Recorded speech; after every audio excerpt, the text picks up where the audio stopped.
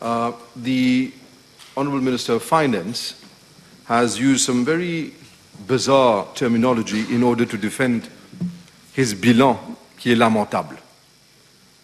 And he starts by saying that c'est un badinage politique. He says, l'opposition ne reculera devant rien pour des gains politiques, tentative de créer un climat de tension, de doute. He says that they have a langage de vérité and de solidarité.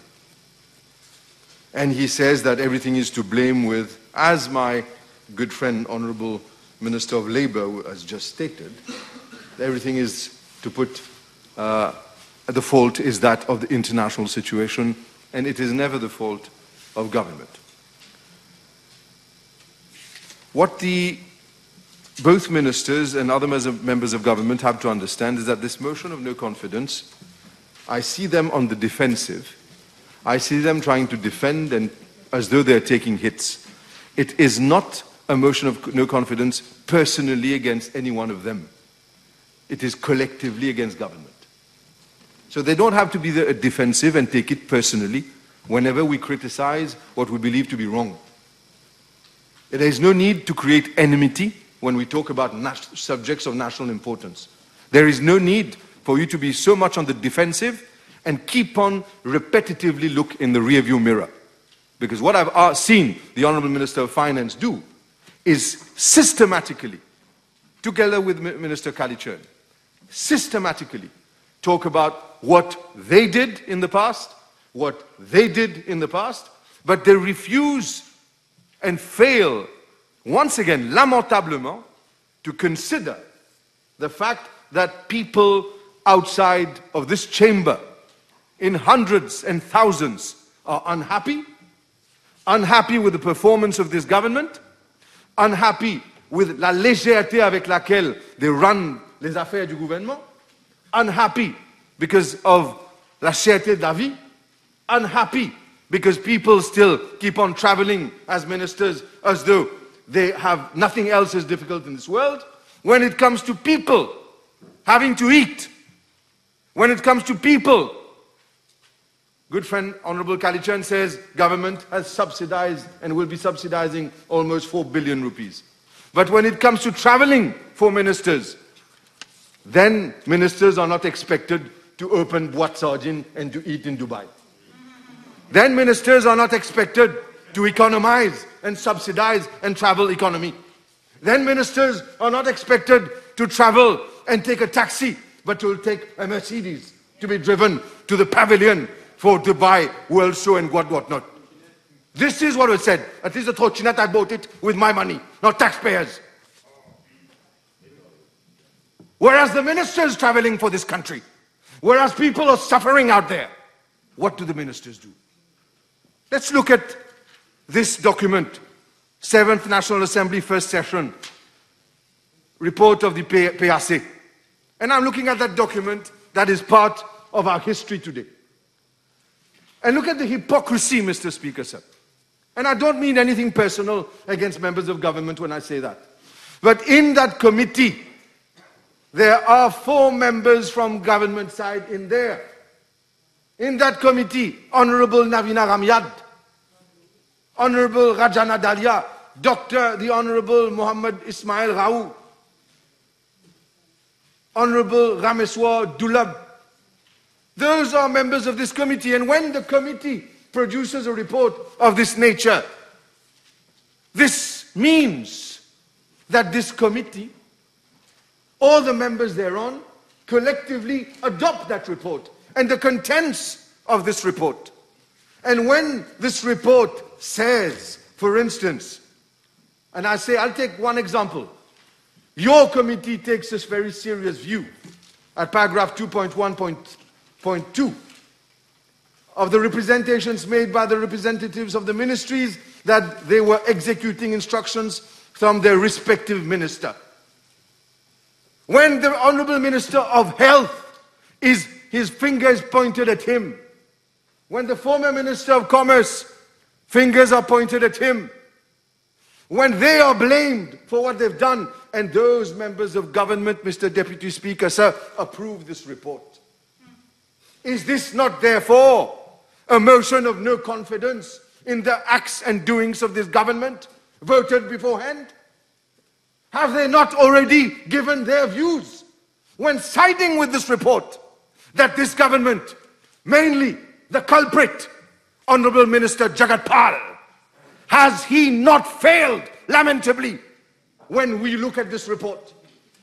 Those 4 members of government sitting only in front of him there, bring your hand down. Do not interrupt me because it hurts. When those members of government, what is it? When those members of government, what is it you want to? It's hurting. Point of order. Yes, I have a point of order. The honourable member is imputing motives. At no point can he be of opinion that it was a blame. So I want him to withdraw the fact that he said that it was a blame. It was not a blame. With your permission? No. Yes? There has been a point of order. Yes. I have listened. Now I have to rule. Yes, sir. Yes. Yes, sir. This is debate. And Honorable Juval rightly said, it may hurt. But the fact that the report has been adopted by the committee, even you call it that you adopted, you're against, but this is a fact. You have to accept it. Continue. Thank you, sir. Thank you very much. So what I'm saying here, when I look at that report, Mr. Speaker, sir, and when it says, your committee notes with concern that hundreds of millions of rupees worth of contracts have been awarded during the COVID-19 pandemic without any record being kept as to who took the decision to award those contracts. Who were the ministers on that high-powered committee that approved such a mess? Why is the Minister of Health still in office? Why is the Prime Minister still tolerating such incompetence? Why is the Prime Minister turning a blind eye to the obvious? And why is it that the members of government who form part of that committee, who have sat in that committee, who have approved this report, why is it that they today will turn their backs against this report and vote with this government? If this is not hypocrisy, sir, what is it? If this is not turning a blind eye to one's conscience, what is it? Either you stand for good or you stand for bad. Do not sit on the fence, because continuously sitting on the fence, you will get hurt. I will not go that far. So, Mr. Speaker, sir, when I look at this pack and blister, the country today has suffered and is in blisters. But the Honourable Minister of Health still sits there and still pretends that there is no better person than him. His staff says to the committee that he gave instructions orally. His staff say that he violated procurement rules. His staff says that he kept no records and did not see to it that records were kept. And he smiles. Look at his smirk. Look at his smiles. Don't be personal. Don't be personal. I shall therefore withdraw the fact that I say look at his smile. Let's not look at his smile. Let's refuse to look at his smile. Don't look at his face. Don't look at his face. I agree. Mr. Speaker, you're right. You see, Mr. Speaker, sir, what is the difference between a politician and a leader? A politician is only interested in getting re-elected for the next elections. I am not.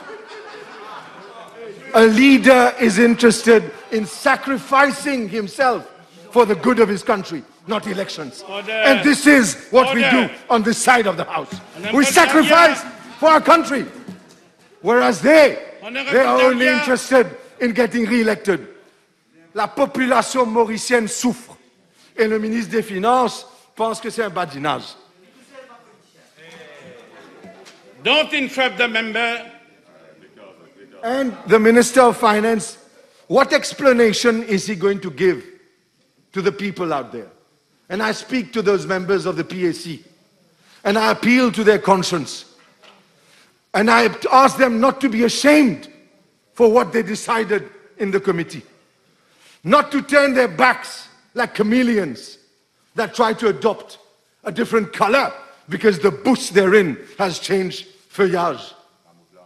Do not try to wear camouflage and hide from the obvious.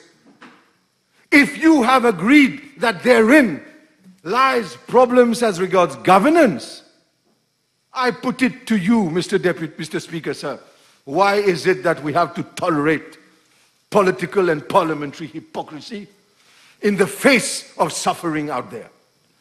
And the Minister of Commerce, and I say a good friend, just like other friends as well. Let's not feel the fingers pointing at him. Good friends on the other side.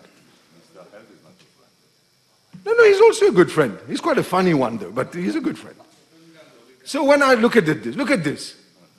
Explain to me something. The real price of mogas aujourd'hui, without any taxes, 37 rupees 20 per litre.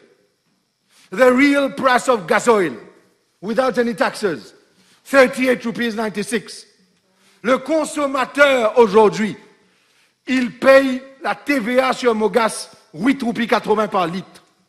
Le consommateur sur gasoil paie 6 rupees 50 par litre. En plus, le consommateur, le badinage que le ministre des Finances pense qu'on fait, est obligé de payer 2 roupies par litre comme contribution pour les vaccins de Covid-19. Mais cela n'a pas empêché les chers ministres de l'autre côté de la Chambre de se parader devant la presse, de prendre des photos, que ce soit avec les représentants diplomatiques d'autres pays, pour vanter la capacité de leur cher Premier ministre de négocier des vaccins et de les obtenir gratuitement. Alors moi je me demande, Monsieur le Président, si on a pu obtenir des vaccins gratuitement, pourquoi alors ils sont en train de poignarder la population ou de vampiriser la population en suçant le sang jusqu'à la moelle de cette population en nous volant 2 roupies par litre? Pourquoi alors le ministre du Commerce, l'honorable membre, n'a même pas eu l'audace d'expliquer aujourd'hui pourquoi le gouvernement ne considère pas comme justifié la réduction des taxes? Pourquoi est-ce qu'on continue à payer 2 roupies par litre? Pourquoi est-ce qu'on continue à contribuer autant de taxes et que le prix a presque même peut-être plus que doublé? Le vrai prix est la moitié. In moments like this, you have to show solidarity. Le type de solidarité dont parle le ministre des Finances est simplement joli à entendre dans son français de Molière. Mais en réalité, ce n'est même pas un véritable enjeu politique, la moralité ou la solidarité. Il nous vend une histoire qui est tout à fait fausse, parce que la vérité est qu'aujourd'hui on va en discuter, ils vont défendre l'intérêt du gouvernement, et puis ils vont tous dire aye, we are in the interest of government and government will win the day. But out there, people are suffering, out there, people are paying a heavy price. So, Mr. Speaker, sir, maybe I'll finish on this one sentence. I'll ask the Minister of Finance, who says that he is transparent and that he is honest politically, to at least reply, how much did it cost government when the several ministers went to Dubai? Because those two ministers, those two questions from Honorable Yutim and Honorable Juman, put on the 5th of April 2022, he said he would reply. He has still not replied.